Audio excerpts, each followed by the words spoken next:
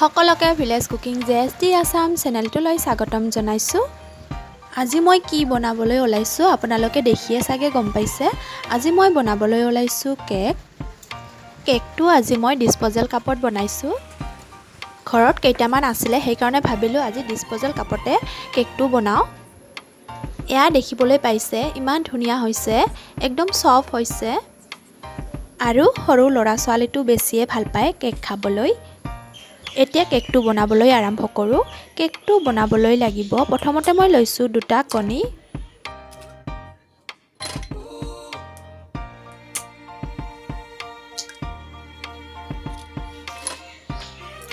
এতিয়া চেনি লৈছো কাপেৰে, ইয়াতে হ'ব 3 ভাগৰ এভাগ লৈছো চেনি।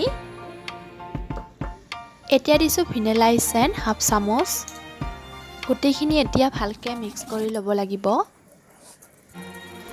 10 মিনিট মান মই মিক্স কৰি আছিলো কাৰণ চেনিবিলাক যেহেতু গটা সেই কাৰণে ভালকে মিক্সটো কৰি ল'ব লাগিব। এতিয়া মৰিখিনি মিক্স কৰা হৈ গল। এতিয়া মই লৈছো 1 কাপ ময়দা, দেখিবলৈ পাইছে 1 কাপ ময়দা লৈছো।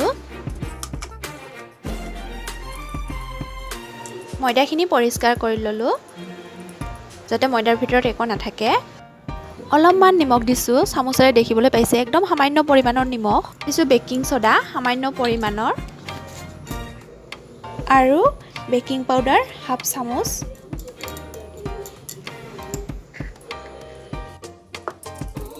এতিয়া এইখিনি কণীৰ মিশ্ৰণত দি লম।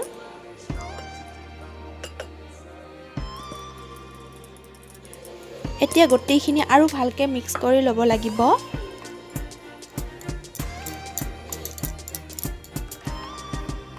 এটো 5 মিনিট মান মিক্স কৰি থাকিব লাগিব। দেখিবলৈ পাইছে কেনেকৈ মিক্স কৰি লৈছো। এতিয়া মোৰ এইখিনিও ৰেডি হৈ গল। ইয়াতে দিম এতিয়া 2 চামুচ দিছো মই ৰিফাইন তেল 2 চামুচ। এতিয়া আৰু ভালকে মিহলি কৰি লম।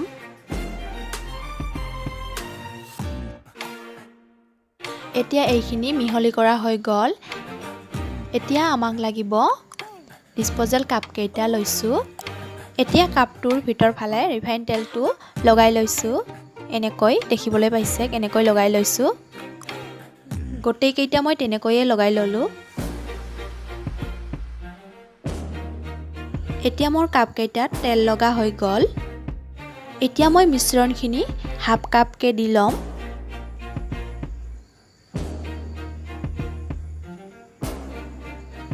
বাস হৈছে বেছিকে দিব নালাগে কাৰণ আমাৰ কেকটো ফুলি উঠিব সেই কাৰণে আমি আঠাকে ৰাখি দিছো।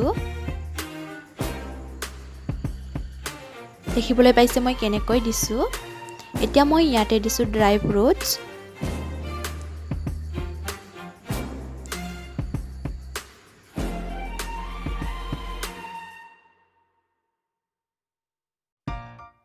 এতিয়াও এইখিনি ৰেডি হৈ গল। এতিয়া মই এটা কুকাৰ লৈছো, যেহেতু কুকাৰত বনাম কেক কেইটা কুকাৰত দিলে সোনকালে হয় সেই কাৰণে ভাবিছো আজি কুকাৰত বনাম।